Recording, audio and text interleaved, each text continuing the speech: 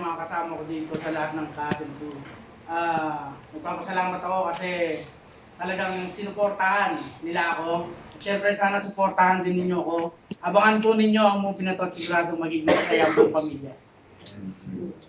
So how much do you want pa na masama ito sa FMFF this December? Syempre, Kusal natin sino ba namang ayaw? Yes. Diba talagang yun yung pinupush namin dahil talagang yun din yung pangarap namin mangyari dito sa movie na to. So talagang pamilya, no? Ang pamilya po talaga siya. So kada paano kinakabahan kayo nalalapit na yung announcement? Medyo po, syempre maraming nagpasa, pero kami naman positive naman kami na papasok ito.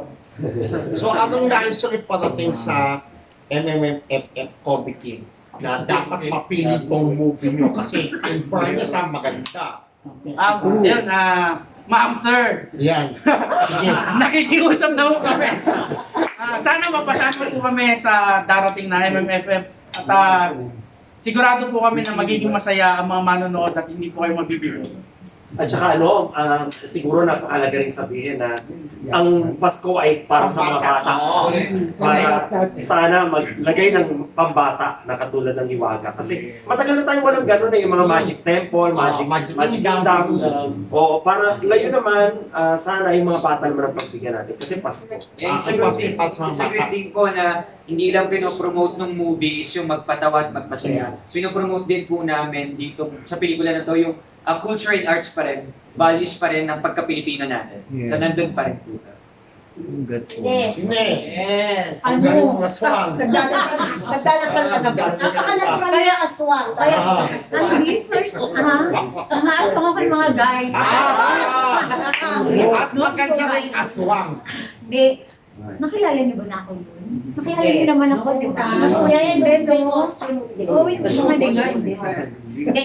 First time ko po talaga na bumanat na gano'n. At si Direk talaga yung nagpa-arte sa akin. Pati yung modulation ng boses, di ba? Sa lang pero laban, di ba? Basta itigagan na ng pelikula. At syempre, thankful ako, di ba? Yun yung role na binigay sa akin. Pero in fairness, closing ako, di ba? Buhay ka! Wala magpo-produce! Charot! Ayan Mas Direk ulit ako ko. Hindi nagulat ako kay Direk kasi paano ba ito? Wala pa kasi akong napanood na ginawa niya. Although talagang ang ingay ng patips talaga tapos ang daming awards na nakuha. So, nung napanood ko ito ngayon, sabi ko, Kaya naman. oo! So, hindi na ako nagtaka na Parang Peggy Galiaga. best director, so ilan na? 3, 4, 5? So, hindi na ako talaga nag-back best director.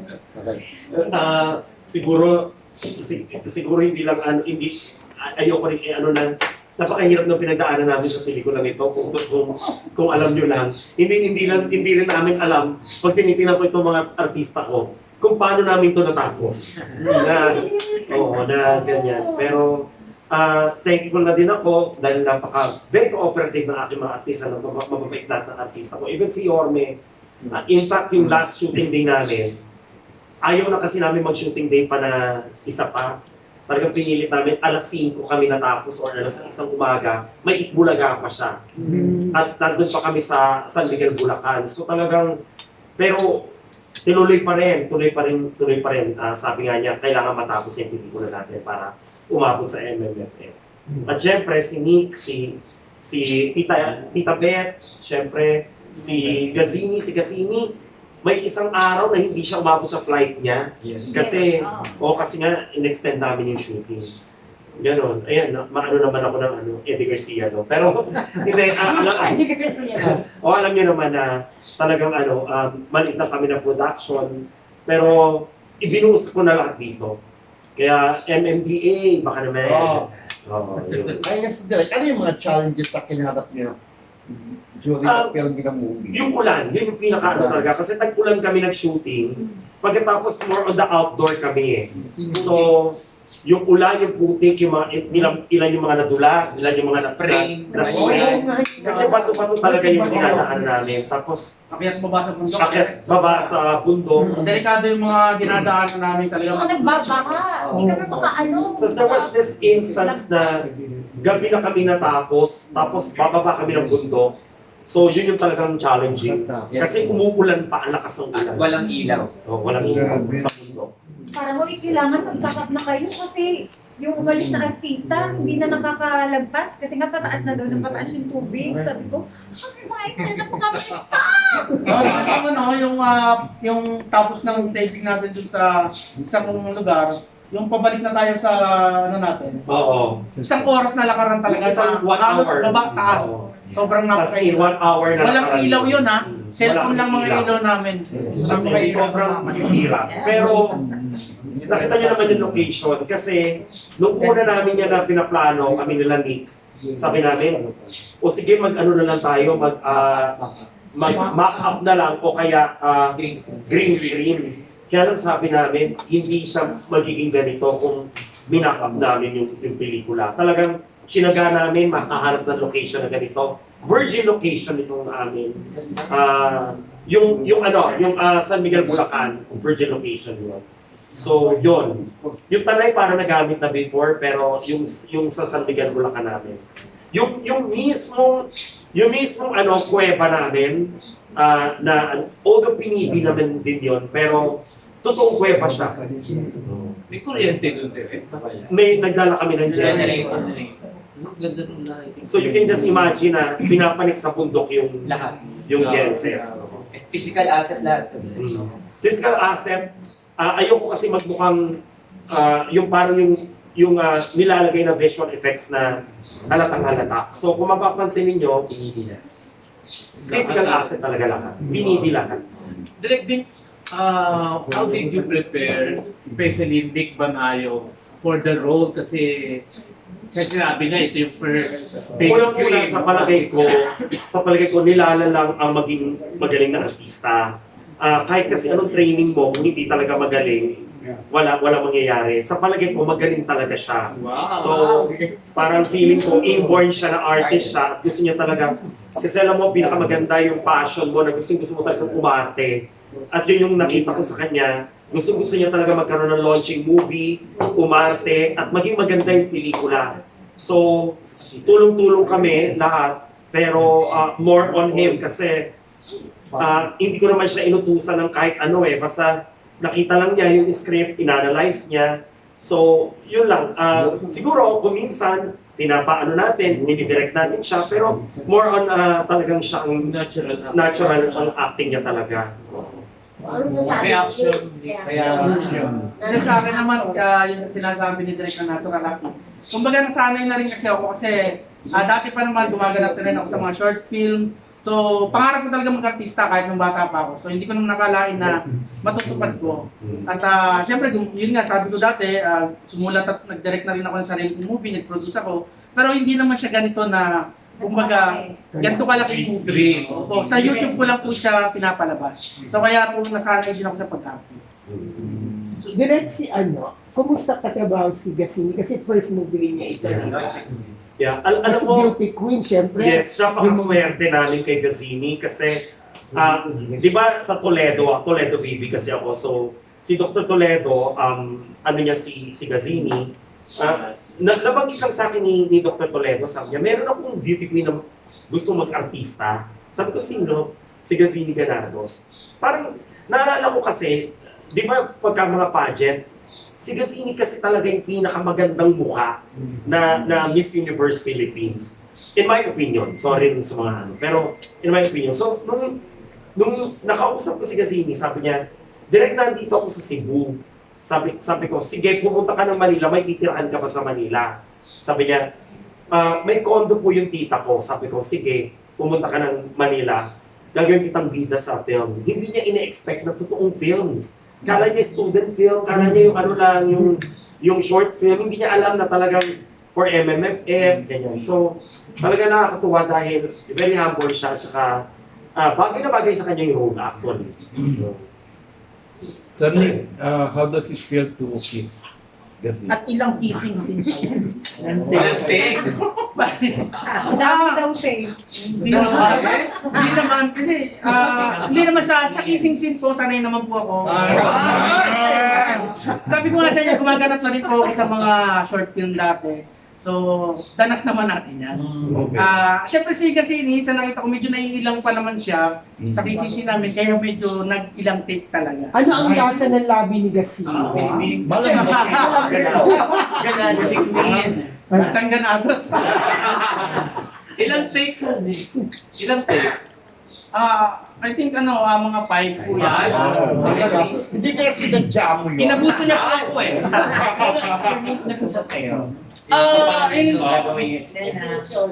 Kinakausap ko po siya, pero yun nga po, parang naiilang siya. So, kinausap siya direct. First, kissing scene na yun, di ba? Ever. So, kaya po medyo naiilang siya. Naiintindihan ko naman po yun, kasi nung una ganun din naman po ako. Sino unang nakakissing scene? BL? Hindi po. Yung mga hindi naman sikat, mga kinukuha lang din namin sa artist. Mga artist din po. Sa mga short films, no? Nag-pressure ka ba, Nick Morel? Kasi siyempre dito, pag napanood ng tao to, susupatin ka, makakatanggap ka ng siyempre ng papuri o hindi man. Are you ready for that? Siyempre po, kumbaga sa social media, kilala naman po ako eh. So bago naman po ako nakilala, sa akin bash na po yung aking napagdaanan. So para sa akin po kasi, yung pambabash po, isa rin yan sa nagpasikat sa akin eh. So hindi ko na po siya iniintindi sa ngayon. Dahil kumbaga sa akin, kapag ka may bash, ibig sabihin, sikat ka. Pag wala nang babash sa'yo, hindi ka sikat. Yun po yun. So yun din ako.